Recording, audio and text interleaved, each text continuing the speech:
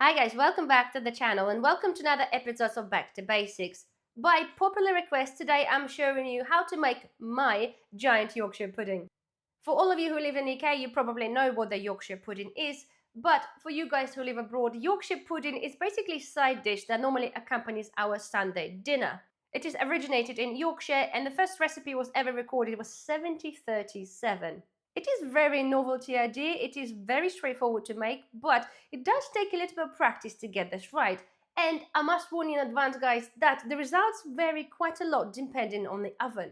So it is one of those recipes that unfortunately you have to trial and error to make sure you understand how your oven works to get the best results. But it is very straightforward and it is very, very cheap. I've seen in the supermarkets, guys, the Aunt Bessie's Yorkshire puddings are horrendously priced. You're pretty much paying £1 per each pudding, but the recipe is very straightforward. So, okay, for my recipe of a giant Yorkshire pudding, I've got myself a Pyrex dish, which is approximately 18 centimeters in diameter.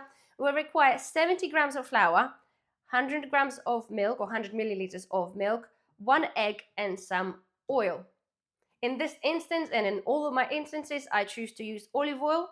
Olive oil does have quite a high smoking point between 199 and 207 degrees Celsius, which is absolutely perfect for what we need. So without further ado, guys, let's get mixing. So I have my 70 grams of flour already inside here. I'm going to add on now my milk. And the best reason, guys, or the reason for using a jar is because we need to be pouring the butter really, really quickly in the hot oil. So it's a good idea if you do have a big jug with a spout to use one of those. It just makes the process a little bit easier. So give that a little bit of mix. And now we're going to add on 1 egg. Quite important thing to note as well, guys, that there are slightly different recipes of the volumes of egg and flour. It is kind of family dependent, but yeah, it is what it is. In this instance, it worked perfectly for me for many, many years. So give it a good mix.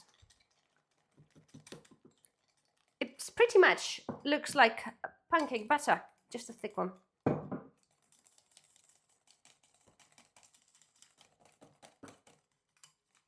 Okay, so you can see. Right, so now I'm going to put that aside, okay? The ideal temperature is going to be either refrigerated or at a room temperature, okay? We're looking for a shock effect between the hot oil and room temperature or cold butter to create that iconic shape of the Yorkshire pudding. So I'm going to put my oven on, okay? So I've got my dish, and now I'm going to put some olive oil at the base. Originally, okay, they use beef drippings, okay, which gives that the texture of really sort of nice soft base and the crunchy outside, and of course you get the beef flavor as well. If you do have beef, save the drippings and then you can make the Yorkshire pudding. But in many cases, because if we're not cooking beef, we're doing different meats, olive oil is really good option. So I'm just going to put enough oil at the bottom to cover the bottom. And very important thing in my giant Yorkshire pudding is to put some oil on the edges of the dish, because what happens when the batter touches the oil, it starts to rise up. If there is no oil on the sides, the batter could snag. And that means creating a really awkward shape of a Yorkshire pudding. It is not, it's one of those dishes, guys, that it doesn't have to look pretty, and not as pretty as, what they commercially made, but it's all in the flavor. But I do like it to be kind of as perfect as possible. Okay, it just cooks evenly as well. So, right. So I've covered the sides with the olive oil so we don't snag. Make sure that you do have a thin layer of oil at the bottom. Now, okay, I'm going to put this in my air fryer. Generally, when you cook with the air fryer, you don't need to preheat it, but in this instance, the oil has to be extremely hot. So I'm going to put it on. Ooh, put it on again. I'm going to put it at 200 degrees initially and press go. Okay, sorry. So yes, we're waiting for the oil to start bubbling. Okay, it won't smoke, but we just need to see this little bubbles coming up, which we know the oil is very, very hot. At the time being, whilst it's doing that, you can put your butter in the fridge if you wanted to, depending, of course, what's the temperature inside your house. If it's really warm, then for the best results, just shove this in the fridge and come back to it in a few minutes. So let's wait for the oil to get hot, and I'll show you what to do next. So guys, our oil is now ready. So, okay, I've got my mitts there because that's obviously super hot and oil as well. Our mixture, okay, give it a good last mix. Okay, and the whole idea, you have to work really, really quickly, okay? The oil have to stay as hot as possible.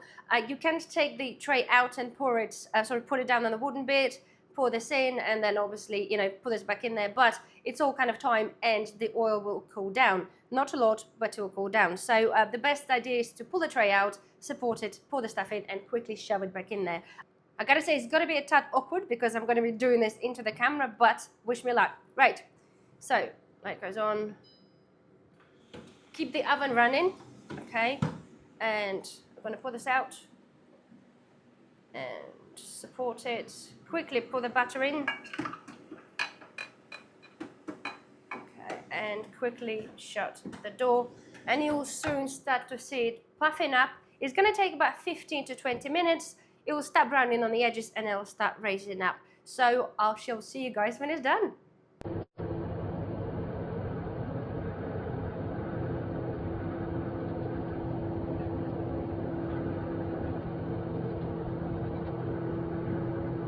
Alright guys, so our Yorkshire pudding is done.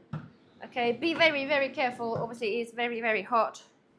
But nonetheless. So, oh. Here we go, look at that. This is a nice, big, lovely little pud. Here we go. It smells absolutely amazing. The idea, guys, right, with the Yorkshire pudding there, when you serve this, you put a sausage in there, you put some gravy. Many people prefer to have this in many different ways. I prefer the bottom it because bottom is pretty much like a chewy, like a pancake doughy mixture. And then, of course, on the sides, you've got nice and crispy bits and bobs. So this, that, guys, really, it is literally as simple as that. A little bit of the trial and error because obviously there's many variants. Milk also makes a difference sometimes. I sometimes have those things where they're absolutely huge. Sometimes they're not particularly huge. But the whole point is, guys, they are homemade and it tastes absolutely beautiful. So anyway, I do hope you enjoy this video. Don't forget, thumbs up, subscribe if you're not a subscriber. And I shall see you in the next video. Bye-bye.